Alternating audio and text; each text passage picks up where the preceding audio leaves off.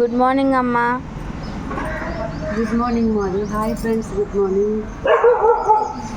చాలా బాగుంది మా. ఏంటి అలా కూర్చున్నావు?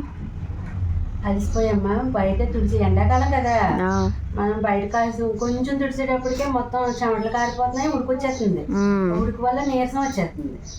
ఇంకా అందుకని ఇంకా అలా వచ్చి కూర్చున్నాను. చల్లగా కొంచెం గాలి వేస్తుంది కదండి, మేము ఫ్యాన్ పని చేసేస్తాం ఇలాగానే. ఫ్రెండ్స్, నిన్న వీడియోలు పెట్టాను. మాదిరి నా కోసం, సాయి ఏమో చపాతీ చేసి పెట్టాడు, మాదిరి జ్యూస్ అయి ఇచ్చింది, ఆ వీడియో ఒకటి.